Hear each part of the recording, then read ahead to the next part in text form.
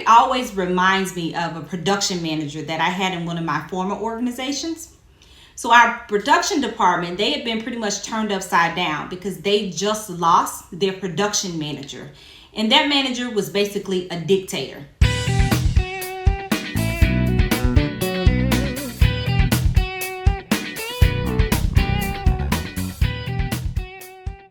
I'm Angela Murray, SHRM SCP, SPHR, and your favorite HR exam coach.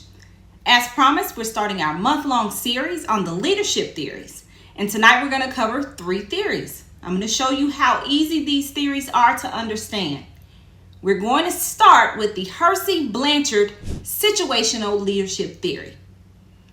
Several years ago, I worked in the energy sector. I was a part of a global HR team. Well, the HR team was restructured and I gained a team of 5 direct reports. Now, at that point in my career, I was a new people leader. I was just learning my management style. I was just learning how to respond to the needs of a team and also try to balance those needs against my own needs. I wanted to make sure that my team's morale was always high. But the thing that was the heaviest burden was that I wanted my team members to get the same bonuses that they were used to getting. And that sounds funny to me now. It really is funny when I look back on it. But that was my biggest concern at that time. I did not want to be blamed for low production and somebody missing their bonus and just not being able to pay their bills. So initially, whenever my manager would share my team's goals in our monthly one-to-one meeting, she would also give direction. She would tell me who I should ask to do what or what things I needed to pay closer attention to. Using Hersey-Blanchard's situational model, this is characteristic of the selling leadership style. So although my manager was explaining to me why each person was best to complete a task or why something needed extra attention, she was really just disguising the fact that she was the ultimate decision maker. That did go on for several months. Eventually, I got a little bit more comfortable. I was able to understand my team better. So at that point, there was no more dictation about how I should reach the goals or who should be involved in which task. She simply provided the goals, and it was my job to determine how the team would get to those goals. Sometimes she would give me ideas or suggestions, but they did remain suggestions, and I could use those suggestions or not. That is characteristic of the participating leadership style. I had a counterpart that was also affected by this same restructuring. The difference was that while I was a new people leader, he was seasoned. He had been the leader of a high-functioning team for several years. And so here's what caused the conflict between our manager and that counterpart. So while I was receptive to the feedback because I was lacking skill, I needed the direction at that time, my counterpart was highly competent. So the direction that my manager was giving me, he perceived it as micromanagement. What my manager should have done in that case is to use the delegation style of leadership according to the Hersey-Blanchard model.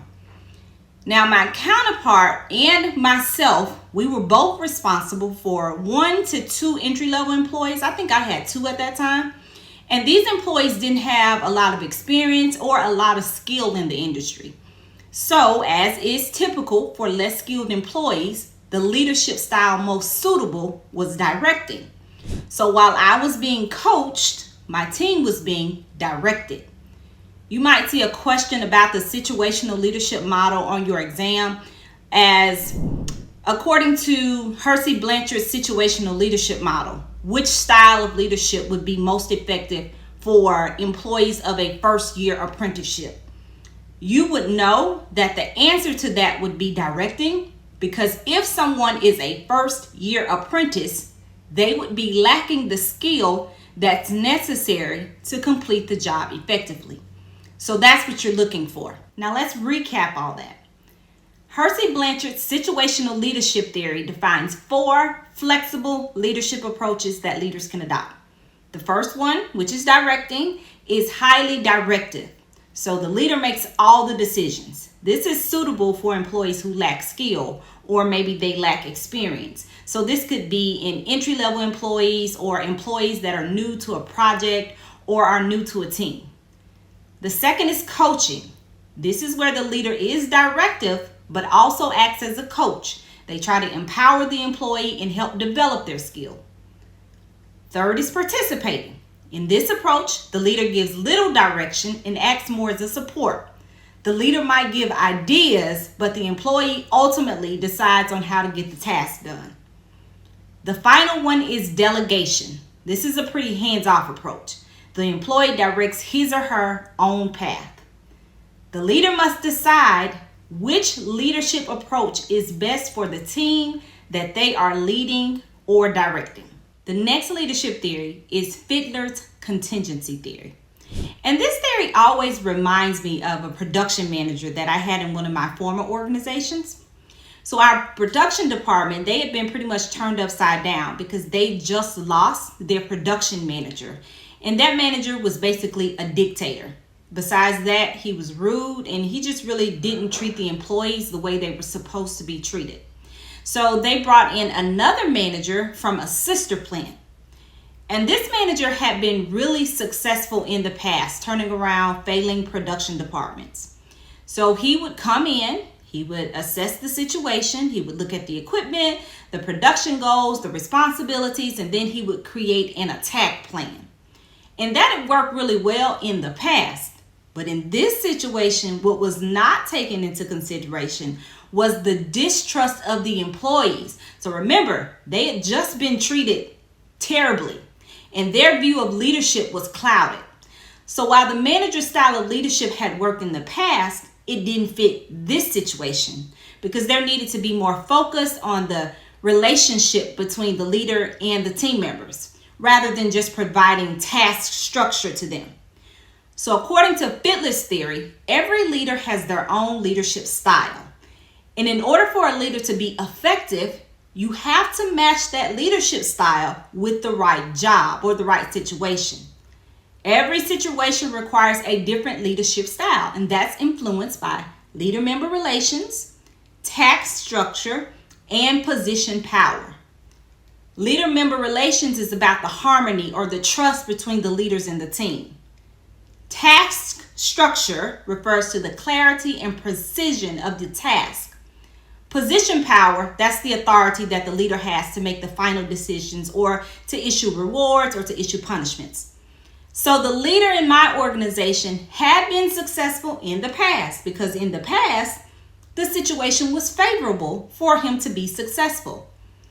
The leader-member relationships were not fractured in the past. What was fractured in the past was the task structure, and his style of leadership easily complemented introduction of task and role clarity.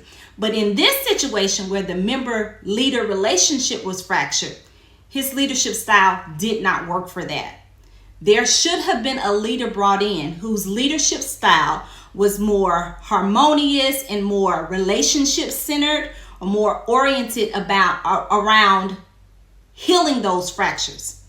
So here's how you might see that on an exam. Which theory of leadership requires an assessment of the situation at hand to determine the effectiveness of the leader?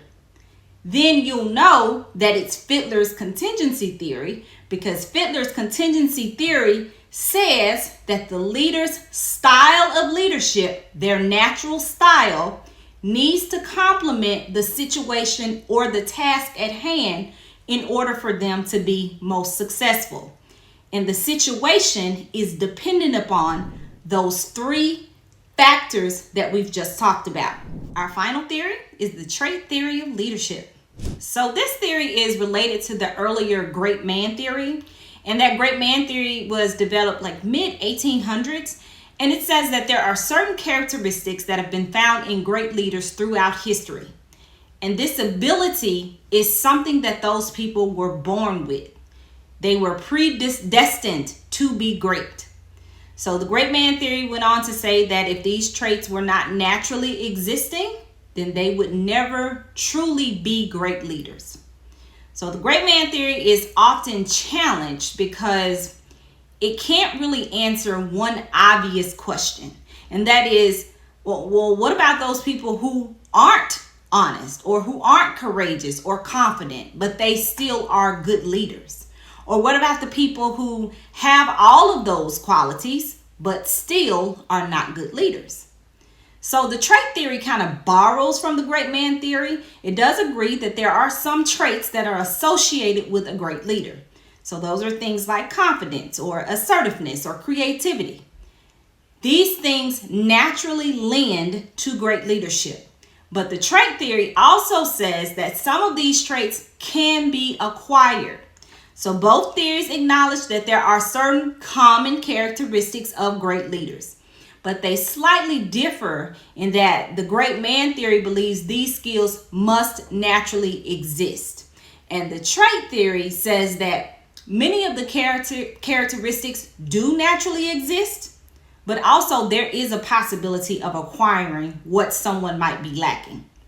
Right, so I had this help desk technician at one of my old companies, and he was phenomenal, but he lacked assertiveness. So although he knew his stuff, he was often overlooked because he wasn't assertive. And sometimes he would back down when he was challenged, even if he was right. So with all of the other characteristics he had, like he had intelligence, he was competent, he had the ability to really smooth over problems, he had the potential to become a great leader if he had taken the opportunity to develop more assertiveness. Now, how this shows up on your exam, it might be a question like, which theory of leadership asserts that great leaders all possess certain common characteristics? So something pretty straightforward like this. Then, of course, you would have several theories that you would need to choose from, and you would identify the correct answer. And, of course, you would identify the trait theory.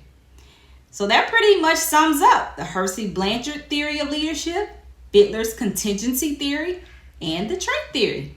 Didn't we just have loads of fun tonight? Now, next week, I'm going to tackle the path goal theory, Blake Moten's leadership grid, and the transactional leadership theory. If there is a theory that you need particular help on, leave that in the comments so I can go ahead and break that one down further. Even if it was one of the ones that we covered tonight and you need a little bit more clarity, we can revisit some of these theories as well. So if you need help with something different, then just let me know. Don't forget to like and subscribe so you can get the notifications of next week's videos. We're covering the theories all the month of May. See you next week. Bye.